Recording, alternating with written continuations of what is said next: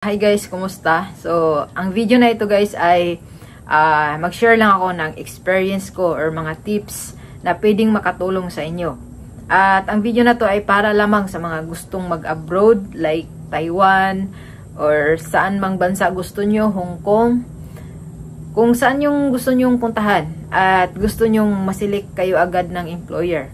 So, itong tips na to ang isi-share ko sa inyo. So, hindi naman siguro masamang tips na to dahil natulungan ako nito sa sarili ko nung nag-apply ako pa Taiwan. So, nung nag-apply kasi ako sa Taiwan guys, hindi ako agad nag-apply ng nursing aid or sa nursing home. Hindi ako agad nag-apply ng caregiver or nursing aid. Ang in-applyan ko talaga is caretaker. So, caretaker means mag-alaga ka ng isang matanda sa bahay lang nila. Parang tawag doon live-in caregiver. So, doon ka sa bahay nila. Yun yung in-applyan ko. Live-in caregiver. So, nung naghanap ako ng mga job hiring, tapos na schedule ako ng interview. So, sa interview, may mga broker yan na pupunta sa agency para magkanda ka ng interview. Pero may mga translator. Tapos, yung kahabaan ng mahaba yung pila sa interview ba. Tapos yung mga nauna, siyempre first time kong magpa-interview para pa ibang bansa.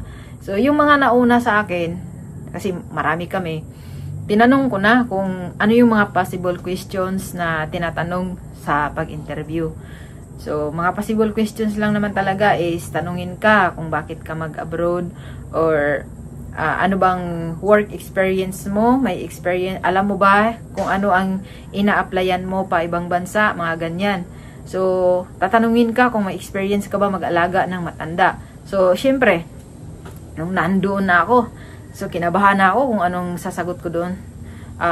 Desidido na ba ako sa tanong. So, napag-isip ako, so bago ako, may tatlo. So, kinabahan na ako kung anong sasagot ko. So, naisip ko, so, syempre, gusto mo na talagang makapag-abroad, gusto mo nang makakuha ng employer para makapagtrabaho ka na. So, nung na-interview na ako, so, tinanong ako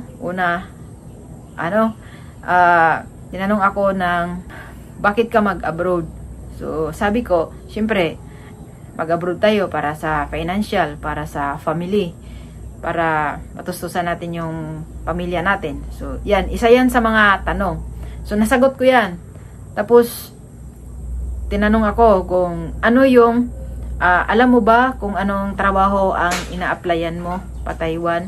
So, sabi ko, yes.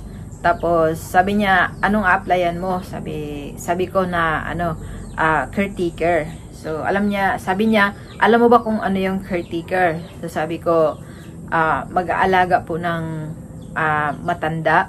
So, sabi niya, yes. Then, may experience ka ba sa pag-aalaga ng matanda? So, doon na pumasok yung pagsinungaling ko na naisip ko habang nasa pila ako. So, ang naisip ko kasi doon, magsinungaling ako na, yes, may experience ako mag-alaga ng matanda. So, syempre, tatanungin ka doon, paano alagaan yung matanda? So, sabi niya, ilang taon inaalagaan mo? So, siguro, inisip-isip ko doon, itong pagsinungaling ko, dapat panindigan ko to. Inisip-isip ko, kung ilang taon, sabi ko, 6 years. Bali, kinuha ko yung nag-working ako, kahit wala akong alaga doon na matanda. Sabi ko, 6 years, inalagaan ko yung bali, working student ako nung nag-aaral ako, tapos may alaga akong matanda, yung sabi ko. Tapos, 6 years ko yung inaalagaan. So, sabi niya, anong sakit ng ng alaga mo? Sabi ko na lang na matanda na siya, i-assist ko na lang dahil hindi na niya kayang sarili niya mag-CR, magpakain, magpainom ng gamot. Yun lang yung naisip ko na sasagot ko doon sa tanong niya. So, sabi niya, hindi ko ba daw na-experience yung may mga sugat? Sabi ko, hindi pa. Yun lang ang na-experience ko, yung i-assist yung isang matanda na painumin ng gamot, pakainin, magpalit ng diaper. So, yan yung sagot ko. Ito yung tips na sinasabi ko sa inyo na nagsinungaling ako sa sagot ko. Pero wala akong experience sa alaga ng matanda. So, nung natapos na yung interview, may pinipilapan kasi doon kung pet lover ka ba. So, sinulat ko rin doon na yes, gusto ko ng mga animals like pusa, like dog, kasi yung mga Chinese kasi mahilig sa mga aso yan, mahilig sa mga pusa, aso, mga ganyan. So, nilagay ko doon na gusto ko yung mga aso, pusa, ganyan. So, pagkatapos na nun, tapos ang interview, so pwede nang uwi at magantay na lang daw ng magantay na lang ng update or etitext na lang pag masilik yung application mo. So, antay ako. 2 araw, dumating na yung may nag-message na sa akin na may employer na daw ako. So, mag-report daw ako sa agency kasi may employer na ako, nasilik na ako. So, ako, kinabahan na ako. Sabi ko, mag-report na ako sa agency. Tapos, iniisip-isip ko, nagsinungaling ra ba ako nun? So, doon ko na nag-search ako sa YouTube, nanonood ako kung paano alagaan yung isang matanda. Dahil mag-alaga ako ng matanda. Pinanood ko kung paano alagaan, ganyan. So, yun. Sabi ko sa sarili ko, siguro kung hindi ako nagsinungaling na may experience na ako mag-alaga ng matanda, siguro hindi pa ako nasilik. So, ito yung masasabi ko sa inyo guys, hindi lahat ng pagsinungaling ay masama. So, isipin din natin na yung sinasabi natin ay kaya nating panindigan. Dahil, yung talagang sinabi ko na meron akong experience, sinearch ko talaga yun sa YouTube at pinanood ko kung paano alagaan. So, sa wakas, sa napagdesisyon ko na ganun yung gagawin kong pagsinungaling, na sabi ko may experience na ako, na nasilik ako agad. So, nagpasalamat ako dahil nagbunga pala yung pagsinungaling ko. So, ito lang yung masasabi ko sa inyo. Kung kaya nyo mang magsinungaling na para makuha kayo agad ng employer, gawin nyo. Basta panindigan nyo lang at aralin nyo kung paano mo ginawa yung mga sinasabi nyo, kung paano gawin.